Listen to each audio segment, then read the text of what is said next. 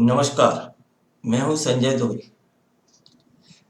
इस लेक्चर में हम कंस्ट्रक्शन प्लानिंग एंड मैनेजमेंट के बार चार्ट और नेटवर्क एलिमेंट के मल्टीपल चॉइस क्वेश्चंस की प्रैक्टिस करेंगे। पहले हम बार चार्ट के क्वेश्चंस लेंगे, इसके बाद एलिमेंट ऑफ नेटवर्क के क्वेश्चन लेंगे। तो सबसे पहला क्वेश्चन है, the earliest method used for planning of project. ये जो सीपीएम और पीईआरटी है, ये अपने कहलाती है नेटवर्क मेथड, जबकि माइलस्टोन चार्ट और बार चार्ट ये कहलाते हैं बार चार्ट मेथड। प्लानिंग के दो मेथड हैं, एक है आपका बार चार्ट मेथड और दूसरा है नेटवर्क मेथड। सबसे पहले बार चार्ट आया था जो कि हेनरी गेंट ने दिया था।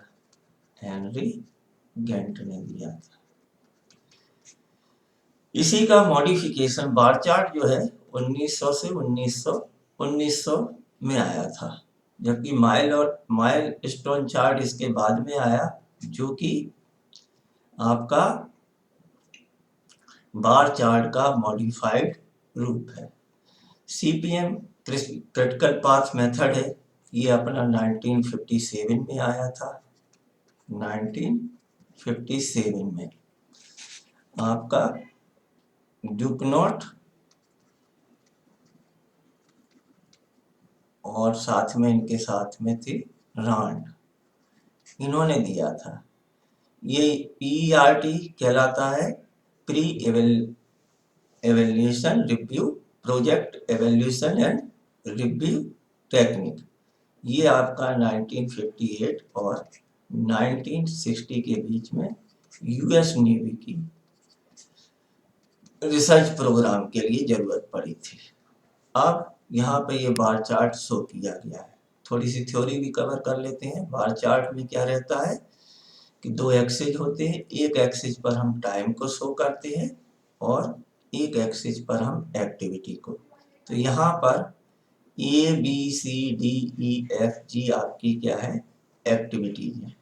और जो एक्टिविटी ए जो कंप्लीट हो रही है, ये 2 दिन में कंप्लीट हो रही है, 1 to 2। जबकि एक्टिविटी बी है जो स्टार्ट होती है 2 दिन बाद और 5वें दिन क्या है, खत्म हो जाती है।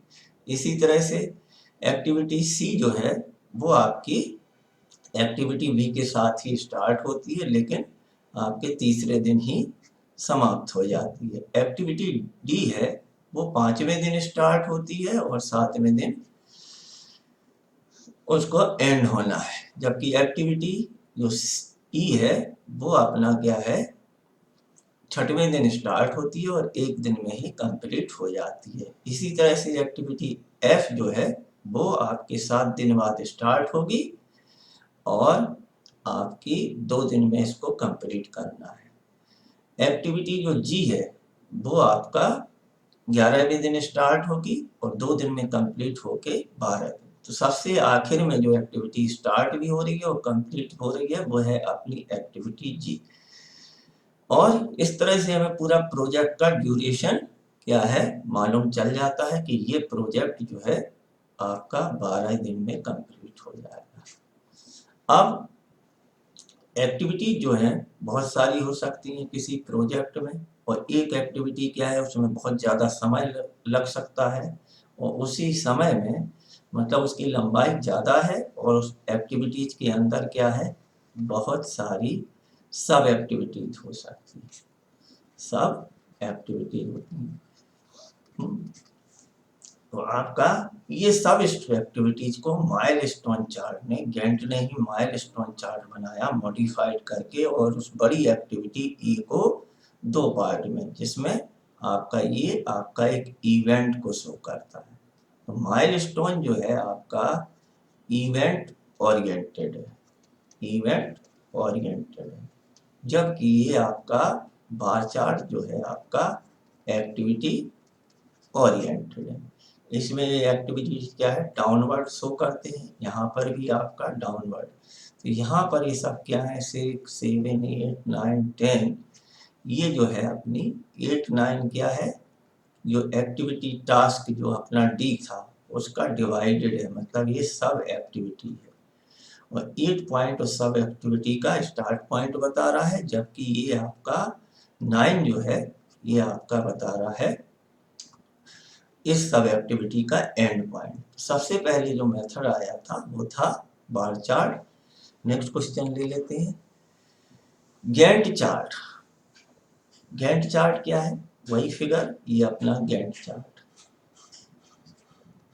ये किस काम में आ सकता है, किस यूज में आ रहा है, comparison of actual progress with the scheduled progress. यहाँ पर तो सिर्फ क्या है, प्रोग्रेस अपना ये प्रोजेक्ट की प्लानिंग दिखाई गई, लेकिन इसी में हम ये करें कि हमारी ये एक्टिविटी है और एक दिन में ये इतनी कंप्लीट हो गई है, तो ये हमारा क्या है, इतनी एक दिन में इसको कंप्लीट होनी थी। यदि इसी में एक साथ में एक लाइन और खींचें एक बार, जो ये बताएगा डिफरेंट कलर से, वो ये बताएगा कि पहले दिन ये एक्टिविटी कितनी कंप्लीट हो गई है। तो इसके द्वारा हम क्या कर सकते हैं, comparison of actual progress with scheduled progress कर सकते हैं। Balance of work to be done, तो मेन जो है अपना इससे यही कर सकते हैं। वैसे तो balance of work to be done निकाल सकते हैं, ठीक है, लेकिन मेन जो पर्पज है वो अपना comparison of actual progress with scheduled progress से कर सकते हैं। प्रोग्रेस कॉस्ट, फाइनेंशियल एस्पेक्ट यहाँ पर अपना कुछ भी कवर नहीं किया गया है, तो प्रोजेक्ट कॉस्ट तो निकाल ही नहीं सकते। यहाँ पे कहीं भी कॉस्ट वाला अपना दो एक्स है, एक में अपना टाइम दिया हुआ है, दूसरे में एक्टिविटीज दी हुई है, इसलिए ऑप्शन ए करेक्ट हुआ। अब जो बार चार्ट के जो क्वेश्चन आते हैं, मेनली क्वेश्चन आते हैं कि आपकी लिमिटेशन क्या है, रिस्ट्रिक्शन क्या है, बार चार्ट में जो है वो लिमिटेशन कौन कौन सी है, तो वो लिमिटेशन को लिख देते हैं, उनको अपने को पहचानना। तो ये serious limitation of inter dependency between various activities is generally observe in, ये इसकी लिमिटेशन का नाम दिया है, ये इसके डिसएडवांटेज का नाम दिया है कि मेन जो ड्रॉबैक है या जो एडवांटेज है बार चार्ट का, वो है अपना inter dependency, limitation of inter dependency. मतलब इससे हमको ये पता नहीं चलता है कि एक्टिविटी ए और एक्टिविटी बी एक दूसरे से किस तरह से रिलेटेड हैं, वो एक दूसरे से इंडिपेंडेंट है या डिपेंडेंट है, ये चीज हमको बार चार्ट से शो नहीं रहती है। तो ये सबसे बड़ा ड्रॉबैक जो है, सबसे बड़ा डिसएडवांटेज है बार चार्ट का, वो है लिमिटेशन ऑफ इंडिपेंडेंसी। तो ऑप्शन बी करेक्ट हुआ है।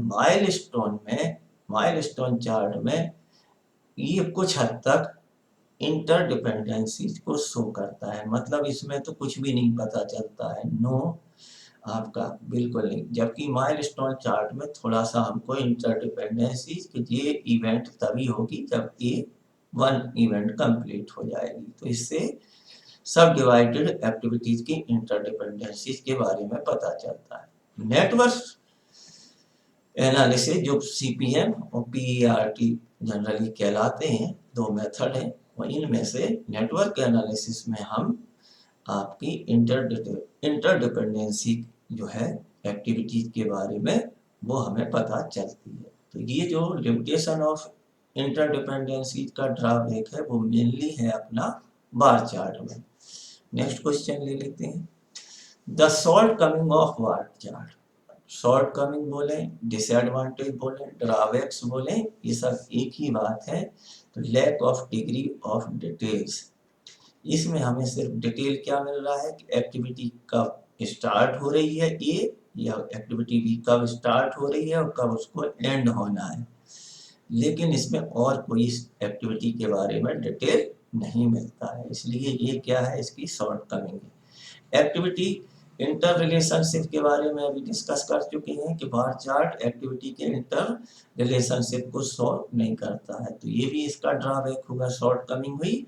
Does not show progress of work, इस बार चार्ट में कहीं भी ये नहीं दिख रहा है कि आज 3 दिन बाद कितना काम कंप्लीट हो गया है, इसलिए ये प्रोग्रेस ऑफ वर्क को शो नहीं करता है। यदि प्रोग्रेस ऑफ वर्क शो कर भी सकता है तो फिजिकल प्रोग्रेस को शो कर सकता है, फिजिकल प्रोग्रेस को अपन शो कर सकते, लेकिन इसके अंदर किसी तरह भी फाइनेंशियल प्रोग्रेस को शो करने का तरीका नहीं है। इसलिए ये तीनों जो है आपकी क्या हो गई है, short coming of bar chart. Next question, which of the following is a weakness of the, again ये क्वेश्चन भी पूछा गया है, वो वीकनेस या शॉर्ट कमिंग पर पूछा गया है। ये कॉमन है कि इंटर डिपेंडेंसीज ऑफ एक्टिविटीज, ये आपकी कमी है बार चार्ट की। प्रोजेक्ट की प्रोग्रेस को भी शो नहीं करता है। अब नया कौन सी खास तौर से फाइनेंशियल प्रोग्रेस को शो नहीं किया जा सकता है, कॉस्ट वाला कोई कॉलम ही नहीं है। अनसर्टेनिटीज, अनसर्टेनिटीज का मतलब है कि ये जो बार चार्ट है आपका, ये कुछ भी शो नहीं करता है आपका uncertainties of activity duration. Activity का जो ड्यूरेशन में जो अनसर्टेनिटी डेवलप होती है, जैसे PERT में लेते हैं, वो इस तरह का इसमें अनसर्टेनिटीज रिफ्लेक्ट नहीं होती है। तो ये तीनों क्या है आपकी शॉर्ट कमिंग है, इसलिए ऑप्शन डी क्या होगा, correct. Next question, consider the following statement in the bar chart planning, interdependence of the operation can not be portrayed. Yes, इसको हम क्या कर सकते हैं, एक्टिविटीज या ऑपरेशन का हम इंटरडिपेंडेंसीज को शो नहीं कर पाते हैं। Progress of the work can be measured, progress of work specially financial progress को तो मेजर कर ही नहीं सकते हैं। Spare time of the activities can be determined, spare time कहाँ से आता है, यहाँ पर एक्टिविटीज की बात करें तो फ्लोट से हम स्पेयर टाइम निकालते हैं, तो आगे पढ़ेंगे। सिलेक्ट के द्वारा हम इवेंट का स्पेयर टाइम निकालते हैं। जब ये तभी पता चलेगा कि जब हमें ये पता चलेगा कि कौन सी एक्टिविटी क्रिटिकल है। जो एक्टिविटीज क्रिटिकल के अलावा होंगी उन्हीं के पास स्पेयर टाइम होगा, लेकिन यहाँ पर पता ही नहीं चलता है कि आपका स्पेयर टाइम किस एक्टिविटीज के पास स्पेयर टाइम है।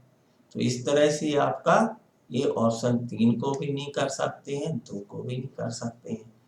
शेड्यूल्ड आपका कैन नॉट बी अपडेटेड, तो ये आपका इसमें आपकी ना तो कोई मॉनिटरिंग हो पाती है बार चार्ट में, ना ही आपकी अपडेटिंग हो पाती है कि हम प्रोजेक्ट को अपडेट कर सकें।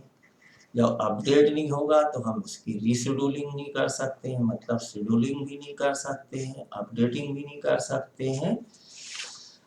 और इस तरह से आपका सिर्फ ऑप्शन क्या हुआ, ये भी करेक्ट हुआ। तो schedule can not be updated, तो ऑप्शन आपका भी करेक्ट हुआ।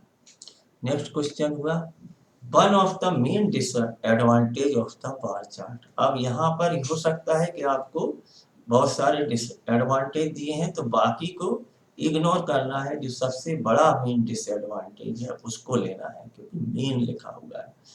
Trend skilled persons are required to make the chart, bar chart को ड्रॉ करना बहुत ही इजी है, इसलिए इसका ड्रॉ करना बहुत ही आसान है, इसलिए इसके लिए कोई भी स्किल्ड लेबर की जरूरत नहीं होगी। तो आपका क्या हो जाएगा, आपका ये जो है ऑप्शन, इसका क्या है एडवांटेज में स्किल्ड लेबर लाना, आपका क्या जरूरत हो जाएगा, आपका डिसएडवांटेज। तो ये तो हो गया आपका advantage. Does not show the interdependencies of the activities, activities की इंटरडिपेंडेंसीज को, इंटर रिलेशन को, या एक्टिविटीज इंडिपेंडेंट है या दूसरे के ऊपर डिपेंडेंट है, ये हमारा बार चार्ट के द्वारा पता नहीं चलता, इसलिए ऑप्शन बी करेक्ट हुआ। The time schedule is not properly shown properly, ये जो है आपका शेड्यूलिंग इस पर शो नहीं कर सकते हैं, तो ये तो एक प्रकार से क्या हो गया आपका डिसएडवांटेज है। लेकिन जो main the financial aspect is not shown, ये भी आपका डिसएडवांटेज। तो अब इनमें से एक को चूज करना है। तो मेन जो डिसएडवांटेज है जो नेटवर्क प्लानिंग में खत्म हो गया है वो है आपका कि ये ऑप्शन बी।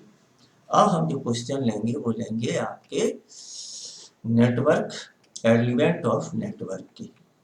तो पहला क्वेश्चन लेते हैं एलिमेंट ऑफ नेटवर्क का।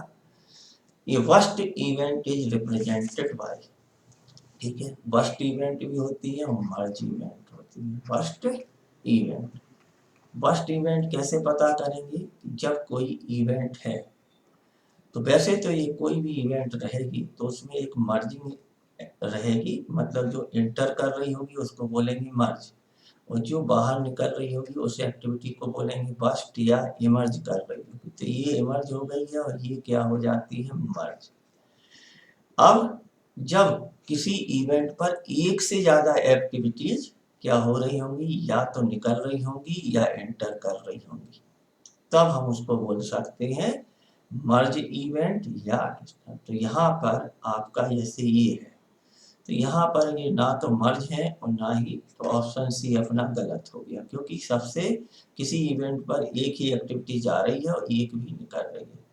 तो वर्स्ट इवेंट या मर्ज तभी बोलेंगे जब एक से ज्यादा एक्टिविटीज आपकी यहाँ पर या तो निकल रही हो, यहाँ पर एक से ज्यादा निकल रही हो और यहाँ पर मोड, यहाँ पर मर्ज हो रही है एक से ज्यादा, ठीक है। अब यदि एक्टिविटीज कन्वर्ज हो रही है तो यहाँ पर एक्टिविटीज क्या हो रही है, आपस में जाके इनकी डिस्टेंस कम हो रही है और ये कन्वर्ज हो रही है। किसी इवेंट पर एक्टिविटीज आके कन्वर्ज होती हैं एक से अधिक तो वो कहलाएगी मर्ज इवेंट। तो ऑप्शन ए जो है वो एग्जाम्पल है मर्ज इवेंट का। जब किसी इवेंट से एक से ज्यादा एक्टिविटीज इमर्ज होती हैं या डाइवर्ज, तो यहाँ इनके बीच की डिस्टेंस बढ़ रही है तो बोलेंगे डाइवर्ज। तो डाइवर्ज होती हैं जब एक से ज्यादा, तब वो कहलाती है आपकी वर्स्ट इवेंट। यहाँ पर जो इवेंट है वो आपकी ड्यूल रोल है, यहाँ पर एक एंटर कर रही है और एक निकल रही है, तो ये सब क्या है? ड्यूल रोल है और सीरियल है। ये सब एक्टिविटीज कैसी हैं? सीरियल एक्टिविटीज है। यहाँ पर यदि एग्जाम्पल ले सकते हैं तो ये आपकी डमीज को शो कर रहे हैं। ये जो नेटवर्क है इसमें डमी एक्टिविटीज को लिया गया है। हम ये चाह रहे हैं कि आपके इसमें क्वेश्चंस के अलावा option A B C choose करने के अलावा आपकी थ्योरी भी शॉर्ट में कंप्लीट हो जाए। Next question, there are 3 parallel path in a part of network between a bursting node and the next merging node. यहाँ पर ये है आपकी बस्टिंग नोड और ये है आपकी मर्ज। अब एक से ज्यादा एक्टिविटीज यहाँ से 3 पैरेलल पाथ से निकल रही, 1 2 और 3, ठीक है। अब ये हमारा क्या हो जाएगा? नेटवर्क जो है इनकरेक्ट नेटवर्क बन गया। इसमें कोई, क्योंकि 2 इवेंट को आप क्या कर रहे हैं? एक से ज्यादा एक्टिविटीज के द्वारा जोड़ रहे हैं, तो ऐसा नेटवर्क में क्या है? ये नेटवर्किंग रूल को फॉलो नहीं कर रही है और ये नेटवर्क में एरर आ रही है।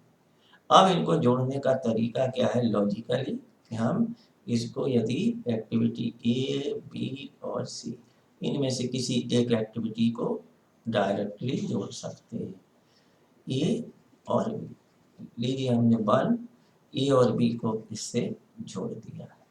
अब यहाँ से जो बस्ट हो रही थी आपकी दूसरी हो गई है आपकी, ये हो गया है, उसका सी नाम ले लेते हैं और यहाँ पे पॉइंट ये 1 और नोड हो गई है 2।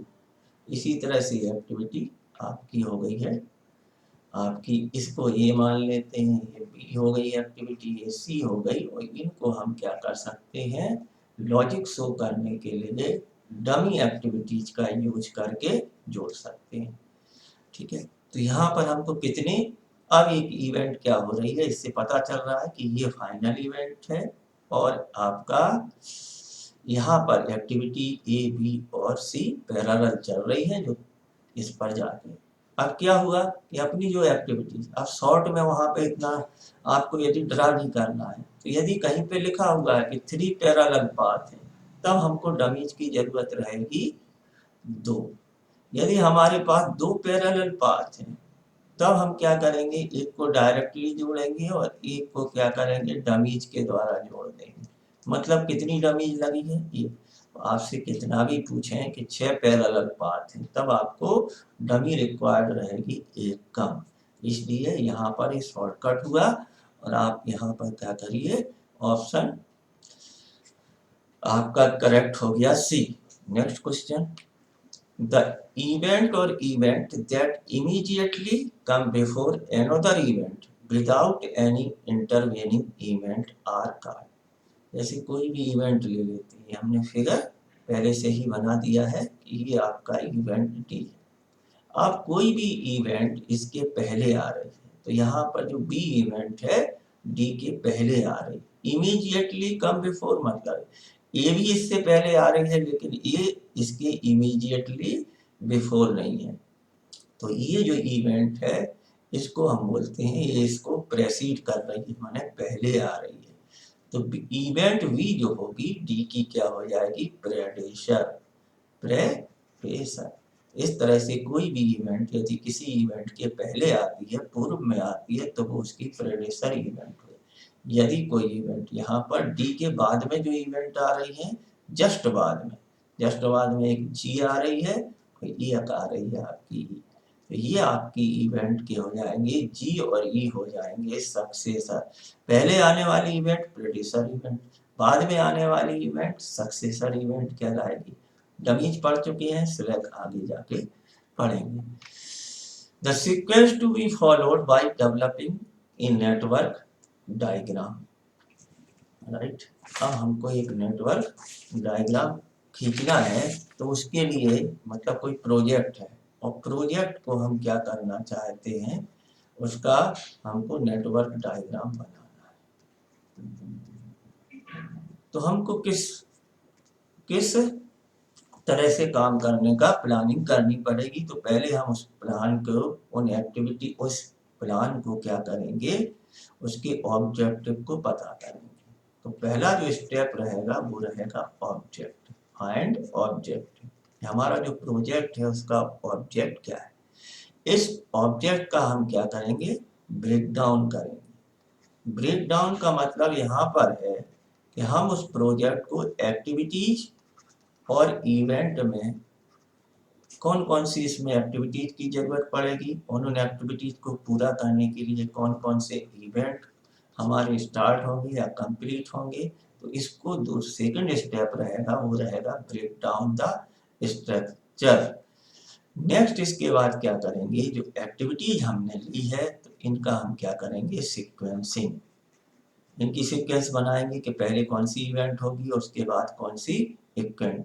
तो ये हो जाएगी आपका, ये हो जाएगा पहला और ये हो जाएगा आपका सेकंड और ये हो जाएगा आपका थर्ड। अब इन इवेंट के बीच में हम क्या करेंगे, डेवलपमेंट करेंगे। तो चौथा स्टेप रहता है डेवलपमेंट। डेवलपमेंट में हम इन इवेंट के बीच में रिलेशन को स्थापित करेंगे। तो ये हो गया अपना डेवलपमेंट। इसके बाद हम 4 ही स्टेप दिए हैं, बाकी 8 स्टेप होते हैं। 5वें में हम क्या करेंगे, ड्राइंग करेंगे। 6वें प्रोजेक्ट को, नेटवर्क को ड्रा करेंगे। उसके बाद प्रोजेक्ट को फिर से चेक करेंगे, 7वें स्टेप में चेक करेंगे। और 8वें स्टेप में हम क्या करेंगे, रीड्रा करेंगे। ड्राइंग करेंगे, चेक करेंगे और रीड्रा करेंगे। रीड्रा के बाद अपना सबसे आखिरी जो स्टेप रहेगा तब हमको नंबरिंग करनी। नेक्स्ट क्वेश्चन लेते हैं। Activities that can be performed simultaneously and independently to each other are known। यहाँ पर यदि ये नोड है, यहाँ से बस्टिंग नोड है और ये मर्जिंग नोड है और यहाँ से बहुत सारी यहाँ से एक्टिविटीज निकल रही हैं जो एक साथ क्या है, हो सकती हैं। ये क्या है, इंडिपेंडेंट भी है, एक दूसरे के इंडिपेंडेंट भी हैं और ये एक साथ हो सकती हैं। इसका मतलब साइमल्टेनियसली है। तो ऐसी एक्टिविटीज को बोलते हैं पैरेलल एक्टिविटीज। Parallel activity. जबकि यदि कोई एक्टिविटीज है, एक के कंप्लीट होने के बाद दूसरी एक्टिविटीज होती है, जैसा इस नेटवर्क में शो किया है, तब ये कहलाएंगी आपकी सीरियल एक्टिविटी। Serial activity. इसी तरह से सक्सेसर मैंने बाद की एक्टिविटी, प्रेडिशन मतलब पहले की activity. According to Fulkerson's rule, what are the correct event number corresponding to event A, B, C, D, E, F? तो पहले अपन लेते हैं इवेंट ए जो है हमारी इनिशियल इवेंट हो गई, और इनिशियल इवेंट को हम नंबर दे देते हैं फल्करसन रूल से, इसका नंबर दे देते हैं 1। तो ये इवेंट ए का नंबर हो गया। अब हम सब क्या करेंगे, एक ही इवेंट जो इससे निकल रही होगी उसको लेंगे। कौन सी इवेंट है जो अपनी बी निकल रही है, ये बाकी को सबको क्या करेंगे, छिपा लेंगे, हिडन करेंगे। एक ही अपनी बस्टिंग इवेंट रहेगी, वो है बी एक्टिविटी, और इसको नंबर दे देंगे 2। इसको अब इसको भूल जाएंगे, और दूसरी इवेंट जो एक्टिविटी निकल रही थी 1, 2, इसको लेंगे और इसका नंबर देंगे 3। इसका नंबर देंगे 3, राइट। यहाँ पर आपकी एक्टिविटी जो है वो है 1, 2 पहले, 1, 2 का नंबर है, तो 1, 2 को हम क्या करेंगे, 2 को नंबर देंगे 2। इसको छिपाएंगे क्योंकि पहले एक्टिविटीज 1, 2 है, और इसके बाद हमारी एक्टिविटीज है 1, 3। तो 1, 2 का नंबरिंग करेंगे, इसको हिडन करेंगे और इसका नंबर देंगे 2। और जो अब इसको क्या है, इग्नोर करेंगे, और बस्टिंग कौन सी एक्टिविटीज है 1, 3, तो इसका नंबर देंगे हम तीसरा। अब आपका आ जाएगा, अब किसको हिडिंग करेंगे, 3 के बाद हमारा आ जाएगा इसका, ये 2 हो गया। इसके बाद यहाँ का नंबर लेंगे, इसको जो 2 निकल रही होंगी, तो इनका 2 नंबर क्या हो जाएंगे, 3 तक कंप्लीट हो गया है, तो इससे निकलने वाली एक हो जाएगी 4 और एक हो जाएगी 5। वापस पीछे आएंगे, अब कौन सी इवेंट रह गई थी, सी का एक 5वां वाला पूरा हो चुका है, अब सी का एफ वाला लेंगे, तो ये हो जाएगा 6। आखिरी इवेंट के लिए कौन सा नंबर बचेगा, यहाँ पर देखेंगे कि फल्करसन रूल के हिसाब से जो हमारा बी है वो हमारा 3 बन गया है, जबकि सी जो है 2 बन गया है, क्योंकि हमने पहले कहाँ से स्टार्ट किया है, एक्टिविटी 1, 2 से, फिर लिया है 1, 3 को। अब ये हमारी जो है आपकी बन जाएगी फर्स्ट नंबर। तो इस तरह से ऑप्शन क्या करेक्ट हुआ, 1, 3, 2, 4, 5, 6 किसके नंबर हो जाएंगे, A B C D E F G के नंबर हो जाएंगे। Next question, which of the following does not represent activity. ये क्वेश्चन आता रहता है कि इनमें से कौन सा एक्टिविटी है और कौन सा इवेंट। इवेंट क्या होती है, क्षणिक होती है, और एक्टिविटी में अपने को टाइम लगता है। तो एक्टिविटी की जब लैंग्वेज लिखते हैं तो ये हमारा होता है कि काम हो रहा है, जैसे क्या है, इज बीइंग डन, फाउंडेशन की खुदाई क्या है, चल रही है, हो रही है, ऑफिस एरिया को साफ किया जा रहा है, ठीक है, ये अपनी क्या है, परफेक्ट टेंस में है। The invitation are being sent, तो ये सब क्या बता रहा है कि work in progress, work in progress. और जब वर्क इन प्रोग्रेस होता है तो उसको बोलते हैं एक्टिविटी। यदि कोई वर्क शुरू होता है, कमेंसमेंट, कोई एक्टिविटी शुरू होती है या खत्म होती है, कमेंसमेंट और एंड, किसी एक्टिविटी का शुरू होना या खत्म होने को का पता चलता है, तो वो है इवेंट। इवेंट में टाइम नहीं लगता है, क्षणिक होती है। तो ये जो जनरली जो लिखी जाती है, ये लिखी जाती है पास्ट टेंस में। साइट लोकेटेड, हमने साइट को लोकेट कर लिया है, कर लिया है, ईडी लग गया, इसका मतलब ये क्या हो गई है, इवेंट। तो ये आपका ऑप्शन हो जाएगा कि साइट लोकेटेड एक्टिविटी को रिप्रेजेंट नहीं कर रहा है। Next question, in the network shown in figure the earliest start time of activity 5, 6 5-6 जो एक्टिविटी है ये वाली, इसका अर्लीस्ट स्टार्ट टाइम निकालना, अर्लीस्ट EST निकालना। ये एक्टिविटी 5-6 तभी स्टार्ट हो सकती है जब इस पर आने वाली सभी एक्टिविटीज, मर्ज होने वाली एक्टिविटीज कंप्लीट हो जाए। इसके लिए हमको अलग अलग पाथ मिलेंगे। पहला जो पाथ ले लेते हैं वो हमारा हो गया है 1, 2, 4 और 5। जब हम इस पाथ को फॉलो करेंगे तो हमारा जो टाइम लगेगा 1, 2, 4, 5 में, वो टाइम लगेगा, यहाँ पर ड्यूरेशन दिया है 1 + 1 + 5 मीन्स 7 डेज के बाद हमारी इस रूट से एक्टिविटीज 5-6 स्टार्ट हो सकती है। जबकि हम दूसरा रूट ले लेते हैं 1, 3, 5। यहाँ पर 1, 3, 5 को लिया तो ये पाथ में हमारा ड्यूरेशन क्या लगेगा 4 + 4 = 8 डेज। 8 डेज के बाद ही हमारी एक्टिविटी 5-6 स्टार्ट।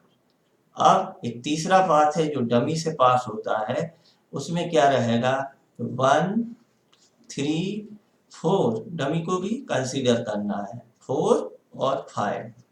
यहाँ से जब हम जाएंगे तो जो टाइम लगेगा 4, डमी का टाइम 0 रहेगा, 4, 5 का टाइम इस तरह से 9।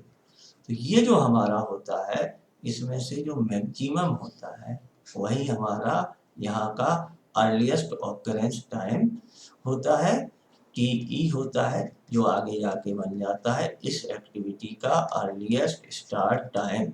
मैक्सिमम टाइम लेना है, मैक्सिमम टाइम हमारा हो जाएगा 9 डेज।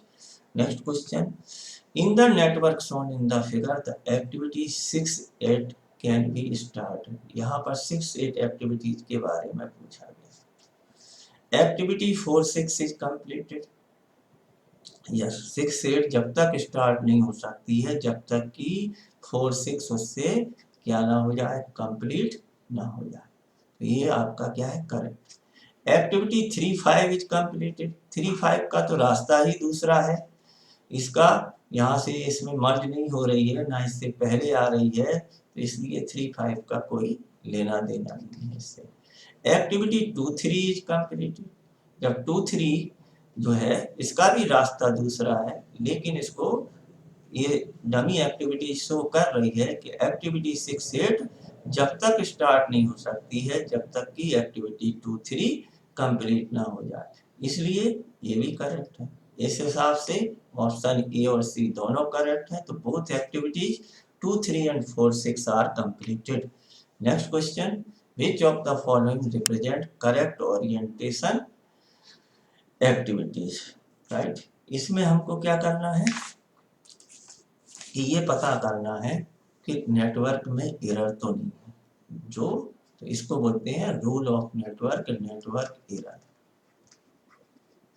नेटवर्क में हमको क्या देखना है कि इसकी एक ही क्या होती है, इनिशियल इवेंट होती है, और एक ही क्या होती है, इसकी फाइनल इवेंट होती है। तो एक में इसमें एक इनिशियल इवेंट है, फाइनल है।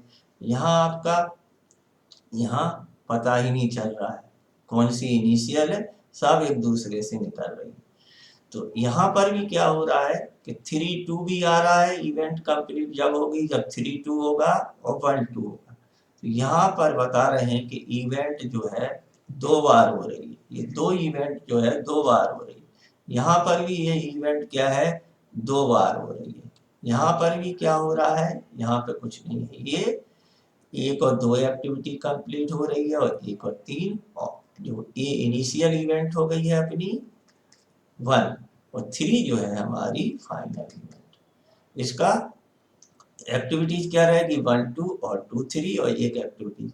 ये जो है हमारा क्या शो कर रहा है, सही करेक्ट नेटवर्क शो कर रहा है।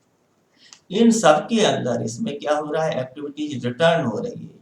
3-2 यहाँ भी रिटर्न हो रही है, यहाँ रिटर्न हो रही है, यहाँ। तो ये सब के अंदर क्या बन रहा है, लूप बन रहा है।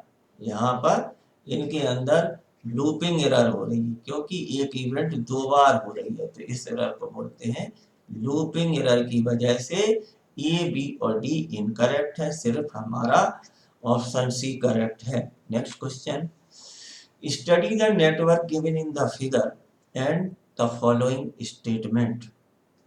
Activity A must precede B and C. Activity A जो है B और आपका activity A must precede B and C. B यहाँ पर है और सी, तो ये बता रहा है कि आपका एक्टिविटी ए को कंप्लीट होना जरूरी है और ये प्रेसीड कर रही है किसको, बी और सी के पहले है, इसलिए एक्टिविटी ए बी और सी को प्रेसीड, तो ये अपना स्टेटमेंट करेक्ट है। Activity B must precede D and F. Activity जो बी है उसको आपको डी को तो ये प्रेसिड करना ही है, लेकिन एफ की ये क्या है, इमीडिएट सक्सेसर नहीं है, इमीडिएट प्रेडेसर नहीं है, प्रेडेसर तो है, तो अपन क्या देखते हैं सिर्फ इमीडिएट प्रेडेसर, इसलिए यहाँ पर क्या हो जाएगा कि activity B must immediate precede D but not F, तो एफ को इसका इमीडिएट, क्योंकि उसके पहले तो डी आ जाएगी, तो उसको डी को लिखेंगे एफ के पहले, ई को लिखेंगे एफ के पहले। Activity C must precede D and E. Activity C जो है ई को तो प्रेसीड करेगी, लेकिन डी का तो दूसरा रास्ता है, तो डी वाला तो ये रॉन्ग हो गया, तो ये आपका क्या है, रॉन्ग। इस तरह से हमारा only one statement is correct. Next question, emerge event. Merge में क्या होती है, एक्टिविटीज एक से ज्यादा होती है और कन्वर्ज होती है, तो ऑप्शन ए करेक्ट, ये हो गया मर्ज। जबकि एक से ज्यादा एक्टिविटीज है यहाँ पर इवेंट ए पर, लेकिन ये डाइवर्ज हो रही है, बस्ट हो रही है, तो ये कैसी है, बस्ट इवेंट। और ये आपकी कैसी है, आपकी ये है सीक्वेंस, तो सीरियल, तो ये आपकी है सीरियल आपकी इवेंट है। यहाँ पर डैंगलिंग एरर हो रही है, नेटवर्क का इनकरेक्ट नेटवर्क है। Next question, the activities A and B can be started independently. इसके दो तरीके हैं कि यदि हमको कोई नेटवर्क किया है तो स्टेटमेंट के हिसाब से हम नेटवर्क बनाएंगे, ठीक है। तो एक तरीका तो ये है कि आपने ए और बी को ड्रा करेंगे और उसको फिर क्या करेंगे, पूरा बनाने के हिसाब से इससे चेक करेंगे। दूसरा तरीका ये है कि हम यहाँ पे चेक करते हैं कि ए और बी स्टार्ट इंडिपेंडेंटली, मतलब पैरेलल है, ये यहाँ सभी पे क्या है, ए और बी पैरेलल है, सभी ऑप्शन सही है। आगे का स्टेटमेंट पढ़ते हैं, activity E can be started only when A and B have been completed. E तभी स्टार्ट हो सकती है जब ए और बी कंप्लीट हो, तो ये वाला तो ऑप्शन गलत हो गया, क्योंकि ये ए को ई जो है, ये जो है ई का प्रेडेसर यहाँ पे शो नहीं कर रहा है, तो ये आपका स्टेटमेंट गलत हो गया, ऑप्शन ही गलत हो गया। यहाँ पे आपका है कि आपका ई जो है स्टार्ट हो रही है वो आपका ए और बी के पहले हो रही है, तो ये करेक्ट हो सकता है। यहाँ पर भी ई जो है ए और बी के पहले, ए और बी आपका ई को क्या है, प्रेडेसर है, ई बाद में हो रही है, तो ये आपका क्या हो रहा है कि ई और बी के कंप्लीट होने के बाद ई होगा, क्योंकि यहाँ पर हमने डमी का यूज करके इसका लॉजिक बना दिया है, तो ऑप्शन बी और सी दोनों करेक्ट हो सकते हैं। यहाँ पर नहीं होगा क्योंकि डमी की डायरेक्शन क्या है, आपकी अपोजिट है, तो वो ये नहीं बता रही है कि ए और बी का कंप्लीट होना जरूरी है। अब बचे हैं दो ऑप्शन। नेक्स्ट स्टेटमेंट पढ़ते हैं, activities D follows A and precede F. D follows A को फॉलो करती है और एफ को प्रेसीड, इसमें भी सही है। Activity D follows A and precede F, इसको भी क्या है, करेक्ट है, and precede F. Activities E and F merge at the objective event, तो ये आपकी ई और एफ क्या है, आपकी ऑब्जेक्टिव इवेंट है, लेकिन इसका एरो इसमें गलत हो गया था, तो यहाँ पे आपका जो है डी और F objective E and F, यहाँ पर क्या हो रहा है, ई एंड डी जो है हमारा ऑब्जेक्टिव इवेंट है, मतलब ये फाइनल इवेंट, फाइनल एक्टिविटीज है जो कि फाइनल इवेंट पे जाके मर्ज होती है, जबकि क्वेश्चन में क्या दिया है, ई एंड एफ मर्ज, इसलिए हमारा ऑप्शन सी करेक्ट हुआ। Next question, consider the following activities in A building construction. बहुत सारी एक्टिविटीज दी गई हैं, इनको हमको सोचना है और कॉमन सेंस से यूज करना है कि सबसे पहले यदि हमको कोई प्रोजेक्ट दिया गया है तो हम कौन सी एक्टिविटीज को स्टार्ट करेंगे। कंक्रीटिंग ऑफ रूफ स्लैब हो रही है, स्लैब डल रही है।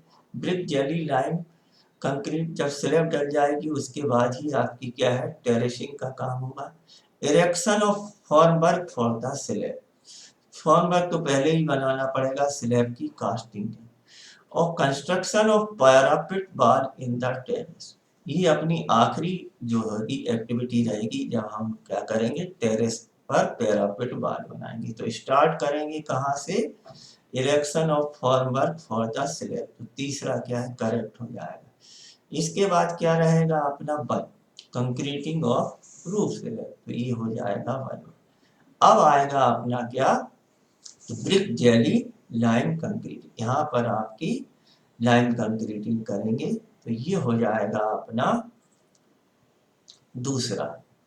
और आखिरी में रहेगा हमारा टेरेस वाला। इस तरह से ऑप्शन सी करेक्ट हुआ। तो कॉमन सेंस का यूज करना है कि इस प्रोजेक्ट में हम कौन सा काम पहले करेंगे, उसी सीक्वेंस में हमको आंसर देना है। मैच लिस्ट वन, इसमें क्या बताया गया है कि एक्टिविटी की डेफिनेशन क्या होती है कि किसी भी काम को करने को, प्रोजेक्ट की जो काम जो हो रहा है उसको बोलते हैं एक्टिविटी। एक्टिविटी में रिसोर्सेस लगते हैं, रिसोर्सेस का मतलब है मैन पावर लगेगा, मटेरियल लगेगा और टाइम। तो ये हमारी एक्टिविटी क्या होती है, रिसोर्स कंज्यूमिंग एलिमेंट होती है। इसको हम क्या करते हैं दो नोट के बीच में एरो के द्वारा शो करते हैं। तो ये रिसोर्स लेती है। इवेंट जो है वो क्षणिक होती है। क्षणिक का मतलब इंग्लिश में क्या होगा, इंस्टेंटेनियस स्टेट। यदि कोई एक्टिविटी कमेंस हो रही है या एंड हो रही है, शुरू हो रही है या खत्म, तो उस क्षण को ही हम क्या है इवेंट बोलते हैं। डमी क्या होती है, नेटवर्क के लॉजिक को बनाए रखने के लिए हम डमी से जोड़ते हैं, डमी का प्रयोग करते हैं, जिसमें ना तो हमें क्या है कोई रिसोर्स नहीं लगता है ना टाइम लगता है। तो इसको बोलते हैं रिसोर्स लेस एलिमेंट। एक्टिविटी ए का दूसरा। इवेंट हो गया चौथा। फिर इस ऑप्शन सी फ्लोट जो है आगे पढ़ेंगे कि सीपीएम है, हम जो स्पेयर टाइम है किसी एक्टिविटी के लिए उसको बोलते हैं फ्लोट। तो डी का तीसरा हो जाएगा। इस तरह से ऑप्शन सी करेक्ट हुआ। Consider in the following options drilling, blasting, mucking, placing steel and placing concrete. ये किसी भी टनल को बनाने या बनाने का क्या एक प्रोसेस है जहाँ पे हम ब्लास्टिंग करते हैं और फिर उसके बाद क्या करते हैं कंक्रीटिंग वर्क होता है। तो सबसे पहले एक्सप्लोजिव को रखने के लिए ड्रिलिंग करते हैं, ड्रिलिंग में एक्सप्लोज को रखेंगे फिर उसका ब्लास्टिंग करेंगे। जब ब्लास्टिंग होगी तो बहुत सारा मटेरियल निकलेगा, वेस्ट मटेरियल, उसको हटाना पड़ेगा तो उसको बोलते हैं मकिंग, जो ढेर बन गए हैं। और फिर इसके बाद साफ सफाई करने के बाद हम क्या करेंगे रेनफोर्समेंट को प्लेस करेंगे। इसके बाद आखिर में जाके कंक्रीट की। तो ये टनल बनाने का एक सिस्टमेटिक ऑपरेशन है। तो यहाँ पे आपका हो जाएगा 1 2 3 4 5। नेक्स्ट क्वेश्चन ले लेते हैं। The network rule are common to all activities on arrow networking system. Arrow networking system में नेटवर्क रूल क्या क्या हैं। The use of computer for making computation may impose certain rule. Which of the following basic rule of network logic are correct. कौन सा rule correct है। Before an activity may begin all activities preceding it may complete, तो correct है। कोई भी activity के start होने के पहले, उससे पहले जो भी उससे की पूर्व की एक्टिविटीज है वो क्या होना चाहिए, खत्म होना चाहिए। Any two event may be directly connected by no more than one activity। हाँ, ये दो आप इवेंट को एक एक्टिविटी से ज्यादा डायरेक्टली नहीं कर सकते हैं, इसके लिए आपको बाकी में क्या है डमी का यूज करना होगा। तो आपका ये हो गया। Event number must not be duplicate in the network. मतलब यहाँ से आपका 10 डाल दिया फिर लौट के आके आप 10 डाल रहे हैं, तो दो एक के आपके यहाँ पर भी और यहाँ पर भी 10 नहीं होना चाहिए। एक इवेंट का एक ही नंबर होगा, no duplication of event number. इस तरह से ऑप्शन 1 2 3 करेक्ट हुए। नेक्स्ट क्वेश्चन है, हमको फिर क्या करना है, आर्टिफिशियली इंट्रोड्यूस। आर्टिफिशियली इंट्रोड्यूस किसको करते हैं, डमी एक्टिविटी को। डमी एक्टिविटी को शो करने का तरीका क्या है, डॉटेड एरो। तो ये आपका हो गया डमी, डमी का हो गया ए का चौथा। अब आया क्रिटिकल एक्टिविटी। जब नेटवर्क में क्रिटिकल एक्टिविटी निकलती है उनको हम थिक लाइन से शो करते हैं। तो ये आपका हो गया सिंगल थिक लाइन के द्वारा हम क्रिटिकल एक्टिविटीज को शो करते हैं। तो ये हो गया बी का पहला, बी का पहला। इसी तरह से नॉन क्रिटिकल टाइप एक्टिविटीज को हम क्या करेंगे, एक उसके अंदर सिंपल एरो बनाते हैं और आपका क्या रहेगा, ये रहेगा आपका सिंगल एरो के द्वारा नॉन क्रिटिकल बनने। और इसी को हमने मोटा कर दिया, इसको थिक कर दिया, तो ये एक्टिविटी क्या शो करेगी, क्रिटिकल एक्टिविटी। यदि कोई नेटवर्क है, ये आपका इसकी एक ही इनिशियल इवेंट होती है, राइट, ठीक है, नेटवर्क बनाया तो ये अपना क्या है, एक इसकी इनिशियल इवेंट होती है और एक क्या होती है, फाइनल। इसके अलावा भी यदि एक से ज्यादा है तो ये जो है इसके अंदर कहलाती है डेंगलिंग एरर। डेंगलिंग एरर, ये अलग से लटक रही है इस पे। अब ये फाइनल है तो प्रोजेक्ट कब खत्म हो रहा है पता ही नहीं चल रहा है। तो इसके अंदर क्या रहती है, सिर्फ मर्ज करती है। तो इनिशियल इवेंट और फाइनल इवेंट को छोड़कर हर इवेंट में एक आपका मर्जिंग एक्टिविटी होनी चाहिए और एक इमर्जिंग एक्टिविटी होनी, एक आनी चाहिए और जाना चाहिए। यहाँ पे क्या हो रहा है कि इनमें तो ये इनिशियल मान लेते हैं, फाइनल मान लेंगे, तो इसके अंदर मर्ज तो हो रही है और ये क्या है, निकल नहीं रही है। तो ये क्या कहलाती है, डेंगलर। और डेंगलर को हम क्या कर सकते हैं, अपना इससे एक एरो के द्वारा शुरू करेंगे जिसमें से एंटर तो हो रही होगी लेकिन कोई भी इमर्ज नहीं हो रही। नेटवर्किंग का कौन सा तरीका है, which rule is used for numbering the event in network. तो अपना ये कुछ नाम लिखे हुए हैं, फल्करसन रूल के द्वारा जो हम क्या करते हैं, नेटवर्क की नंबरिंग करते हैं। तो नंबरिंग करने के लिए जिस रूल का प्रयोग करते हैं उसको बोलते हैं Fulkerson's rule. Next question, consider the following statement, a dummy activity is artificially introduced in a network when necessary। Dummy के बारे में बताया जा चुका है कि डमी हम इसको आर्टिफिशियली बनाते हैं जो कि एक्टिविटी नहीं है, ना ही रिसोर्स लेती है। Dummy activity consume some time, ना तो कोई टाइम नो रिसोर्स लेस होती है, कोई time no time consume, time जो रहेगा इसका जीरो। ये डमी एक्टिविटी रिप्रेजेंटेड बाय, अपना जो है डमी एक्टिविटीज को हम क्या करेंगे, डॉटेड लाइन के द्वारा शो करते हैं। ये dummy activity must necessarily be introduce in every network. यदि हमें कोई जरूरत ही नहीं पड़ रही है, हमारा नेटवर्क क्या है, लॉजिकली करेक्ट हो गया है, तब हमें डमी एक्टिविटी बनाने की जरूरत नहीं रहती। इस तरह से ऑप्शन 1 2 3 करेक्ट हुए। धन्यवाद, आपका दिन शुभ हो।